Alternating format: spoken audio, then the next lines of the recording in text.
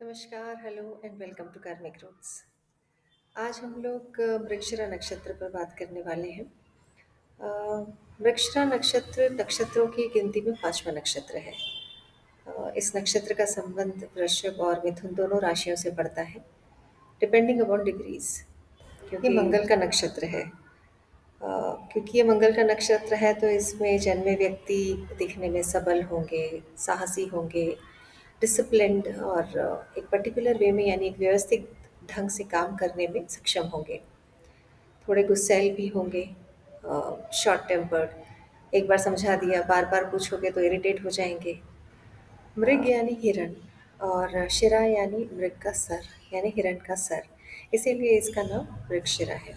क्योंकि ये दूर से देखने पर तारों का समूह हिरण के सर जैसा लगता है, इसी के पीछे इसका नाम मृगशिरा पड़ा है।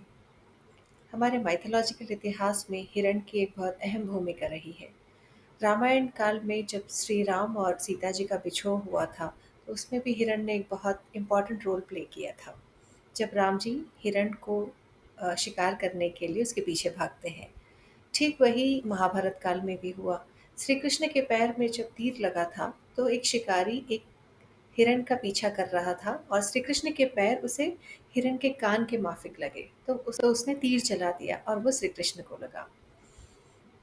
हिरण के पेट में कस्तूरी नाम का एक खुशबूदार पदार्थ होता है, जिसको ढूंढने के लिए हिरण पूरे जंगल में भटकता है। वो अपने ही नाभि से आती हुई खुशबू का उसे भान नहीं रहता। ठीक वही हाल इस नक्षत्र में जन्मे व्यक्ति का भी होता है। वो ताज जिंदगी कुछ न कुछ ढूंढता रहता है। पैसा है तो रुतबा ढूंढेंगे, प्रेम है, बंधन है तो स्वतंत्रता ढूंढेंगे, रिश्तों में स्वार्थ देखेंगे तो निस्वार्थ काम ढूंढेंगे, फिर नॉलेज है तो उन्हें ज्ञान की पराकाष्ठा क्या है ये ढूंढना है, ये जानना है। इसलिए they are like life long learners also. और एक तरह से सर्च हमेशा इनकी जारी रहती है। लगभग लगभग सारे वर्टिकल्स में एक बार ये हाथ आजमा चुके होते हैं, इसीलिए इन्हें बहुत मल्टीपल वर्टिकल्स का नॉलेज भी होता है। क्यूरियोसिटी ही इतनी होती है इनमें कि हर चीज़ को सीखना चाहते हैं, जानना चाहते हैं, वो चाहे किताबों में हो या रिश्तों में हो। फिर उसी बारे में सोचना भी बहुत है उन्हें, यानी परेशान भी होना है कि इसके पीछे क्या है, उसके पीछे क्या है, तो ये ओवर थिंकिंग वाली प्रॉब्लम भी उन्हें होती है। और ऐसे लोग थोड़े पॉसेसिव भी होते हैं, आसपास से इतना ज्ञान पा चुके होते हैं कि इन्हें हर किसी के एक्शंस पे शक होने लगता है, क्योंकि सब सारी चीज़ों की अच्छाई बुराई ये बहुत अच्छे से पहचानना शुरू करते हैं। स्पेशली अपने स्पाउस के साथ थोड़े निष्ठुर हो जाते हैं, क्योंकि मंगल का नक्षत्र है। पर देवता चंद्रमा भी तो है, तो चंद्रमा का caring attitude and emotional roller coaster भी थोड़ा बना रहता है। मिलनसार होंगे, ओवर थिंकिंग की प्रॉब्लम तो होगी ही। खुद के प्रॉब्लम्स को एक बार ही नज़रअंदाज कर दे, बट आपकी प्रॉब्लम ज़रूर सॉल्व कर देंगे।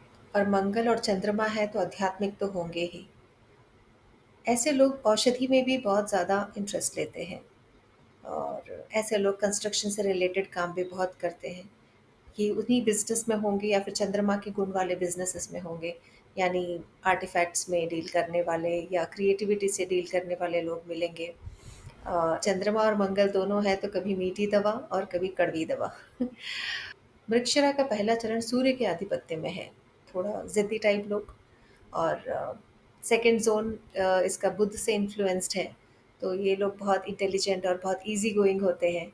और तीसरा ज़ोन शुक्र के प्रभाव में ज़्यादा होता है, तो ऐसे लोग कल्पनाशील, क्रिएटिव, सिंगर या आर्टिस्ट टाइप के लोग होते हैं। चंद्रमा जहाँ होता है वहाँ आध्यात्मिकता जुड़ ही जाती है, तो इन्हें शास्त्रों का भी बहुत ज्ञान होगा।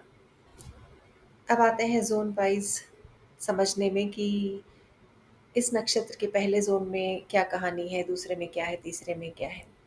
पर इससे पहले एक चीज़ और मैं कहना चाहूँगी कि ये कहानियाँ माध्यम है हम तक एक मैसेज सेंड अक्रॉस करने की। इससे रिलेटेड कर्म हमारे जीवन में हो भी सकते हैं या पिछले कुछ जन्मों में कटे हुए भी हो सकते हैं। साथ ही साथ हमें ये भी याद रखना चाहिए कि हर एरा में रूल्स अलग-अलग होते हैं, डिपेंडिंग अपॉन द सिचुएशंस या युग में मान्य क्या है, उस पर्टिकुलर युग में क्या चलन है। और क्योंकि आप देखेंगे रामायण काल में जो चीज़ मान्य थी वो महाभारत में नहीं थी। रामायण काल में झूठ बोलना महापाप था। द्वापर में या महाभारत काल में झूठ और पाखंड की लड़ाई, मैनिपुलेशन और धर्म दोनों से लड़ी गई। गुरु गोविंद सिंह जी ने शब्द बानी पे ध्यान दिया पर कृपाण की महत्ता भी बताई। कलयुग में झूठ को प्रैक्टिकल बताया जाता है, हो जाता है, क्योंकि हर कोई अपने चेहरे पर एक मुखौटा लगा के रखता है, ऑफिस में एक, घर पर एक।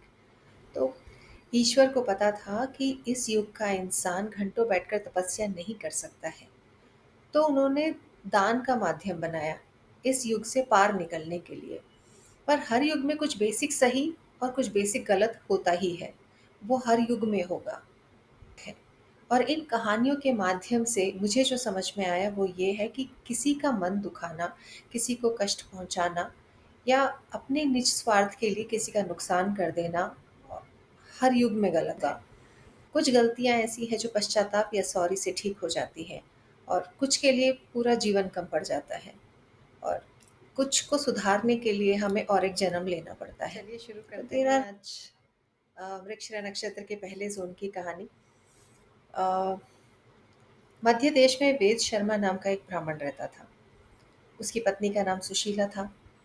वेद शर्मा सूर्य उपासक था और वेद पाठ किया करता था नित्य। गांव में एक लोहार रहता था। उसने वेद शर्मा के पास अपना कुछ स्वर्ण रखवाया था, पर अचानक एक दिन उस लोहार की मृत्यु हो गई। वेद शर्मा उसका स्वर्ण उसे लौटा भी नहीं पाया, ना उसने चेष्टा की कि ये जानने की कि उसका परिवार कहाँ है या उसके अपने लोग कहाँ हैं। और मरणोपरांत वेद शर्मा को सूर्यलोक में शरण मिली, और वो वहां कई वर्षों तक सुख भोगने के बाद बाकी कर्म की समाप्ति के लिए फिर से पृथ्वी पे जन्म लिया। और उसका जो पिछले जन्म का ऋण था, उसकी वजह से उसकी इस जन्म में उसकी संतान काफी बीमार रहती थी। कई उपचार के बाद भी जब कुछ न हुआ, तो किसी वेद पाठी ब्राह्मण से उसने कंसल्ट किया। उस वेद पाठी ब्राह्मण ने उसे बताया कि गायत्री मंत्र का 1 लाख का जाप करना चाहिए, और दुर्गा पाठ करना चाहिए, गौदान या भूमि दान भी करना चाहिए, और माघ मास में प्रयाग में जाकर उसे स्नान करना चाहिए। संतान सुखी, स्वस्थ और समृद्ध होगी। एक मान्यता के अनुसार मृगशिरा नक्षत्र माँ पार्वती का भी नक्षत्र है, इसीलिए उनमें चंद्रमा की सौम्यता और कलाएं भी हैं। तो उनमें मंगल की तरह एक फियर्स एनर्जी यानी माँ काली का स्वरूप भी है, और सरस्वती का ज्ञान भी है, और माँ लक्ष्मी का समर्पण भी है, तो माँ पार्वती की एक चंचलता भी है। जिस किसी को इस नक्षत्र के दोष मिटाने हैं, उसे माँ पार्वती की तपस्या आराधना करनी चाहिए। अब आते हैं द्वितीय जोन की कहानी पर। नंदपुर नगर में बोध शर्मा नाम का एक व्यक्ति था, जो बहुत ही निर्धन था। उसकी पत्नी का नाम सुशीला था। वो अपने आसपास के लोगों से मांग मांग कर खाना खाता था, खुद नहीं कमाता था। जब खुद ही किसी और के अन्न पे आश्रित है, तो वो दान पुण्य कैसे करेगा, या फिर वो श्राद्ध कर्म भी कैसे करेगा। तो लिहाजा उसने कभी पितरों का श्राद्ध नहीं किया, जिससे उसके पितरों को कष्ट भी मिले। इस अपराध के चलते अपने परिवार का पालन नहीं करने के कारण और दूसरों के अन्न पर आश्रित रहने के कारण उसे मरने के बाद नरक भोगना पड़ा। फिर उसके बाद उसे कौवे की योनि मिली। कौवे की योनि से छुटकारा मिला तो उसे मुर्गे की योनि मिली। फिर उससे उसे छुटकारा मिला, तब जाकर उसे कहीं मनुष्य की योनि मिली। लेकिन मनुष्य जन्म में उसे रोगी काया मिली और नृत्य सिखाने का कार्यभार मिला। इस ब्राह्मण की संतान पाने की इच्छा पूरी नहीं हो पा रही थी। कई जतन करने पर भी इस इच्छा के रहते वो कभी मंदिर जाता, तो कभी जड़ी बूटी, तो कभी उपवास, तो बट किसी भी तरीके से उसे लग रहा था भगवान का आशीर्वाद उस पर नहीं हो रहा है। ऐसे में भगवान शिव पार्वती से कहते हैं कि ऐसे में जातक को गायत्री मंत्र का 2 लाख का जप करना चाहिए, जातवेद सो मंत्र का 2 लाख का जप करना चाहिए, और उसका 1/10 का उसे हवन करना चाहिए। उसके बाद उसे एक बैल को सजा धजा कर एक गृहस्थ ब्राह्मण को दान करना चाहिए। फिर 100 गृहस्थ ब्राह्मणों को भोजन भी कराना चाहिए। ऐसा करने से उसकी संतान जल्दी ही होगी। अब आते हैं मृगशिरा नक्षत्र के तीसरे चरण की कहानी पर। भगवान शिव कहते हैं, हे विशालाक्षी, नर्मदा नदी के तट पर एक कुम्हार रहता था, जो अत्यंत ही सुंदर बर्तन बनाता था। उसकी पत्नी का नाम देवकी था। वृद्धावस्था के कारण उसने एक सूप बनाने वाले बंदे से 100 अशरफी उधार ली, यानी 100 मुद्राएं उधार ली। लेकिन उसका शरीर इतना कमजोर हो चुका था कि वो उस ऋण को वापस चुका ही नहीं पाया, क्योंकि नर्मदा नदी के तट पर प्राण त्यागने की वजह से उसे स्वर्ग की प्राप्ति हुई। और स्वर्ग में कई साल सुख भोगने के बाद उसका जन्म फिर दोबारा से पृथ्वी पर हुआ, और वही पत्नी संगिनी रूप में उसे मिली, और एक अत्यंत समृद्ध परिवार में उसका जन्म हुआ। उसके पूर्व जन्म के ऋण के कारण उसकी जो संतान हुई उसे बचपन से ही भोग विलास का वातावरण मिला, जिससे वो कई भोगों में लिप्त रहने लगा। फिर एक दिन उसकी संतान ने खूब सारा धन लिया और वेश्याओं पे लुटा दिया, पर फिर ग्लानिवश वो घर नहीं लौटा। उसकी अपनी भार्या और बच्चे भी नित्य प्रतिदिन दुखी रहने लगे। ये ही भुगतान के लिए उस सूप बेचने वाले ने इस जन्म में उनके घर में पुत्र के रूप में जन्म लिया था। और जैसे ही ऋण पूरा हुआ वैसे ही वो उसके जीवन से गायब हो गया। कुमार ने अपने दुख का कारण एक वेद पाठी ब्राह्मण को बताया। तो ब्राह्मण ने गायत्री मंत्र का 1 लाख का जप करना चाहिए, और त्र्यंबकम मंत्र का जप करना चाहिए, और उसे दुर्गा पाठ करना चाहिए, और 10,000 मंत्रों का उसे आहुति सहित हवन करना चाहिए। फिर उसके बाद उसे एक गाय को उसके सींगों को सुंदर से सजाकर उसे एक गृहस्थ ब्राह्मण को दान देना चाहिए। उसे पुनः पुत्र की प्राप्ति हो जाएगी। पिछले जन्म के कर्मों के प्रायश्चित स्वरूप उसे 17 पल सोने की एक प्रतिमा बनाकर, 60 पल चांदी का एक सूप बनाकर किसी वेद पाठी ब्राह्मण को दान देना चाहिए। अब आते हैं फोर्थ जोन की कहानी पर। अघ यक्षाम्यहं देवी चतुर्थ चरणम तथा मृगशिरा नाम नक्षत्र तस्य पूर्व च संचितम। यानी भगवान शिव पार्वती जी से कहते हैं कि हे देवी, अब मैं आपको चतुर्थ जोन की कहानी यानी चतुर्थ चरण की कहानी सुनाता हूँ वृक्षुरा की, ध्यान से सुनिए। उज्जैन से दक्षिण में एक गांव पड़ता है जिसका नाम है केशवपुरी। वहां पर एक ब्राह्मण रहता है, उसका नाम है किशोर शर्मा। किशोर शर्मा एक बहुत ही सुविज्ञ ब्राह्मण था, यानी वेद पाठों का उसे बहुत अच्छा ज्ञान था। पर वो श्राद्ध आदि का भोजन करता था, जो कि इसमें वर्जित है। स्वभाव से वो कंजूस था। तो उसने अपने छोटे भाई का हक भी हड़प लिया और उसे उसके हिस्से का धन भी नहीं दिया। उसके भाई ने तरस तरस कर अपना शरीर त्याग दिया, और समय आने पर जब किशोर शर्मा की मृत्यु हुई तो वो अपने कर्मों के चलते उसने 19 युगों तक कष्ट भोगा नरक में। और उसके बाद उसे गधे की योनि मिली। फिर उसके बाद उसे एक बैल की योनि में जन्म लेना पड़ा, और उसके बाद उसका जन्म फिर मनुष्य प्रजाति में हुआ।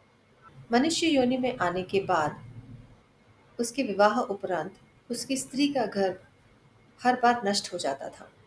पिछले जन्म में उसके भाई ने दुखी होकर अपना शरीर नष्ट किया था, तो उसी कष्ट के फलस्वरूप उसकी आत्मा पुनः पुनः उसे संतान का लोभ दिखाती, गर्भ में आती और स्वयं को नष्ट कर देती।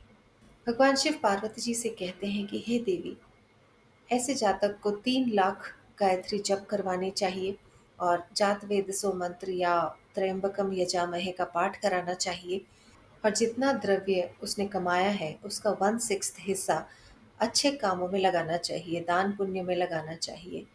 फिर उसे तर्पण और मार्जन भी करना चाहिए। फिर एक गाय उसे एक ब्राह्मण को दान देनी चाहिए। इसके साथ सूर्य और चंद्रमा की 20 तोले और 40 तोले चांदी की मूर्ति बनवाकर उसकी विधिवत पूजा करनी चाहिए, और अपने पुराने कर्मों की माफी मांगनी चाहिए। अपने पूर्व जन्म के कर्मों की माफी मांगकर उसे एक वेद पाठी ब्राह्मण को ये मूर्तियां दान में देनी चाहिए। तो हमारे मृगशिरा नक्षत्र के चारों चरण की कहानियां आज मैंने यहाँ पे बताई है। आशा करती हूँ आप लोग पूरा वीडियो देखेंगे। और अगला वीडियो हम बनाएंगे आद्रा नक्षत्र पर, जिसे रुद्र नक्षत्र भी कहते हैं। कहते हैं मृगशिरा नक्षत्र माँ पार्वती से एसोसिएटेड है, तो रुद्र नक्षत्र भगवान शिव से एसोसिएटेड है। वो राहु का नक्षत्र भी है। तो मिलते हैं अगले वीडियो में। तब तक के लिए may God be with you. जय श्री कृष्णा। आगे।